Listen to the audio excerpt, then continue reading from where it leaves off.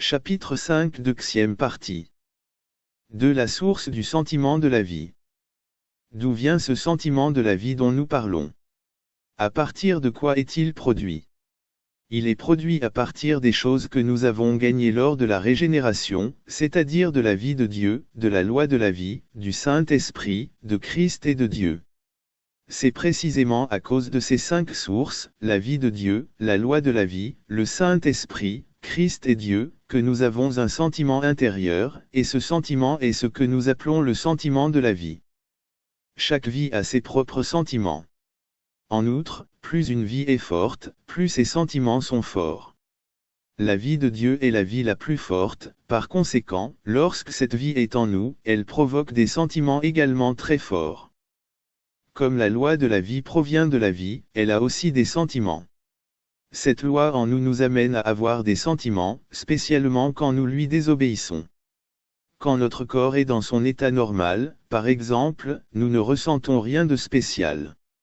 Mais quand il devient malade, de fortes réactions se font sentir, cela se produit parce qu'il y a eu désobéissance à la loi qui régit notre corps.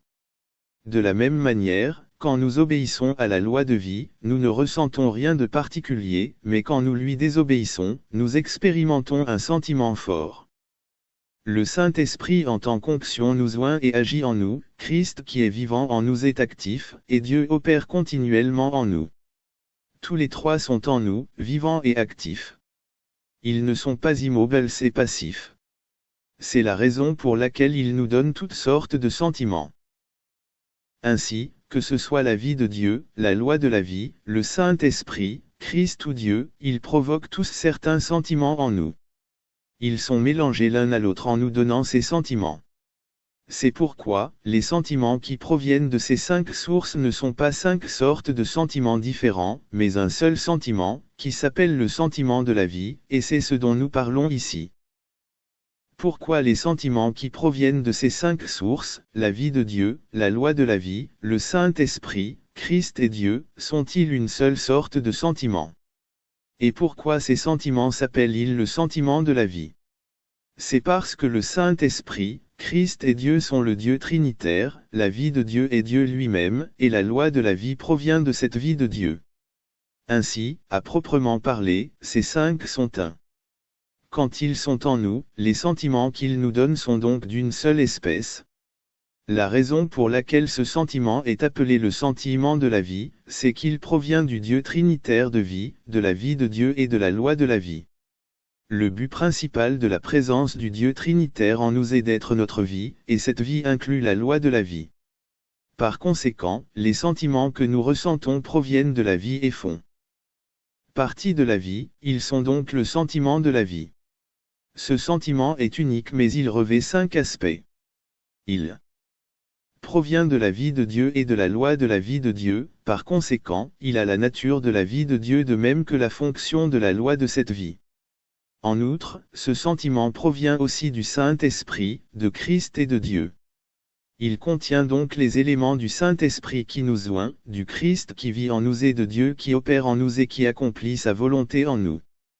À cause de ces aspects variés, ce sentiment est riche, fort et précis, il est même plus riche, plus fort et plus précis que le meilleur sentiment existant chez les incroyants. Le meilleur sentiment que les incroyants puissent avoir est celui de la bonté. Nous avons tout ce sentiment de la bonté qui nous a été donné à la création, mais en plus, nous avons reçu un sentiment divin qui est le sentiment de la vie. C'est le sentiment que nous avons gagné lors de la régénération. 3. La fonction du sentiment de la vie. Considérons maintenant quelle est la fonction ou l'utilité de ce sentiment de la vie. Elle est de nous faire savoir à tout instant où nous vivons. Vivons-nous dans la vie naturelle ou dans la vie de l'esprit? Vivons-nous dans la chair ou dans l'esprit? Voilà ce que le sentiment de la vie nous dit à tout instant et c'est pour avoir conscience de cela que nous avons ce sentiment. Le sentiment de la vie est donc un guide et un test. En nous. Si nous le suivons, nous suivons la conduite que Dieu nous donne, et en même temps, nous recevons une confirmation concernant notre position. Appliquons maintenant ce que nous venons de dire. Le sentiment de la mort nous fait savoir que nous ne vivons pas dans l'esprit mais dans la chair. Dès que nous expérimentons le sentiment de la mort, nous pouvons savoir que nous ne sommes pas dans l'esprit mais dans la chair. Le sentiment de la mort comprend la faiblesse, la vanité, la dépression, les ténèbres et la souffrance. Lorsque nous expérimentons de tels sentiments, cela signifie que le sentiment de la vie nous fait savoir que quelque chose n'est pas juste, que nous ne vivons pas dans l'esprit mais dans la chair.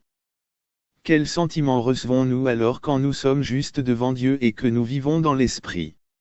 Le sentiment de la vie nous fait expérimenter la vie et la paix, autrement dit, il nous rend forts, satisfaits, vivants, brillants et à l'aise.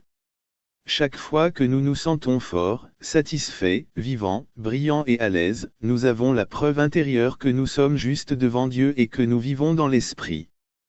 Le sentiment de la vie en nous a donc une fonction très importante. Il est là pour nous conduire continuellement, pour nous faire savoir où nous devons vivre, et il nous montre constamment où nous sommes. C'est ce sentiment qui nous fait avancer dans la vie, c'est aussi ce sentiment qui nous montre et nous révèle continuellement notre condition réelle dans la vie. Il est notre guide et notre témoin intérieur. Chaque fois qu'il nous fait ressentir la vie et la paix à l'intérieur, c'est le signe que nous n'avons pas de problème concernant la vie. Par contre, quand il nous fait ressentir que nous manquons de vie et de paix, c'est la preuve que nous avons certains problèmes en ce qui concerne la vie.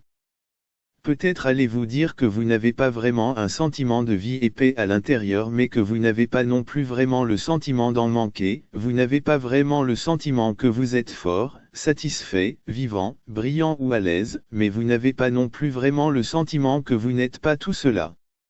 Si vous êtes dans une telle situation, c'est une preuve que vous avez un problème. Nous devons véritablement expérimenter un sentiment de vie et de paix. Nous devons réellement nous sentir forts, satisfaits, vivants, brillants et à l'aise intérieurement. Si c'est le cas, tout va bien. Il est vrai que parfois, Dieu veut nous libérer de nos sentiments et il semble qu'il nous fait entrer dans un tunnel. Toutefois, même dans ce tunnel, nous devons toujours expérimenter ce sentiment de vie et de paix au fond de nous-mêmes.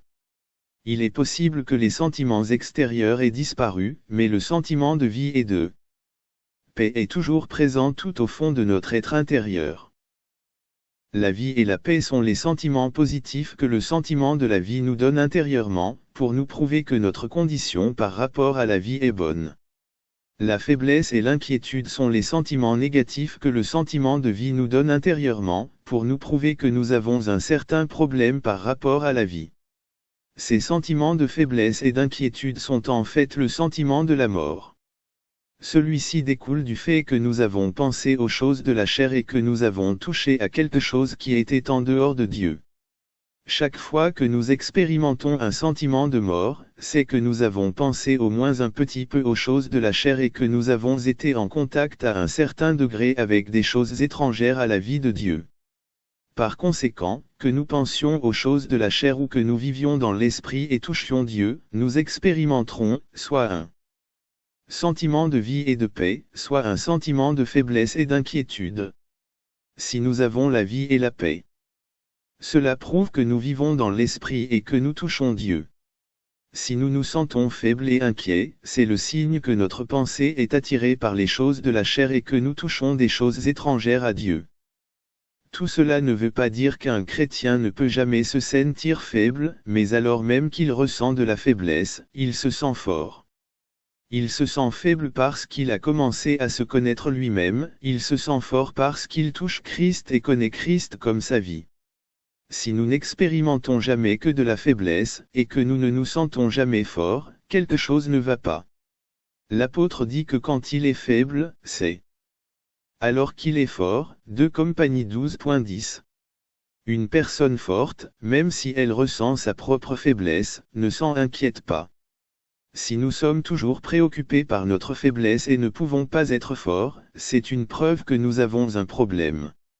Il se peut que nous soyons plus ou moins dans la chair, car la faiblesse est un sentiment de mort et le sentiment de mort vient toujours du fait que nous avons pensé aux choses de la chair. Il peut arriver qu'un chrétien soit faible, tout en se sentant fort, il se peut qu'il souffre, tout en étant en paix. Il souffre parce qu'il rencontre des tribulations de l'extérieur, mais il est en paix parce qu'il est en communion avec le Seigneur et touche le Seigneur à l'intérieur. Si nous sommes confrontés à des tribulations extérieures et que nous n'avons pas de paix intérieure, quelque chose ne va pas. Le Seigneur dit que nous avons des tribulations dans le monde, mais qu'en lui, nous avons la paix. Jean 16.33. Quelqu'un qui vit dans le Seigneur ou qui vit dans l'Esprit peut demeurer dans la paix intérieurement, même s'il passe par beaucoup de tribulations venant de l'extérieur, sinon, c'est un signe qu'il ne vit pas dans l'Esprit. Si nous manquons de paix intérieure alors que nous expérimentons des tribulations, c'est une preuve que nous ne vivons pas dans l'Esprit.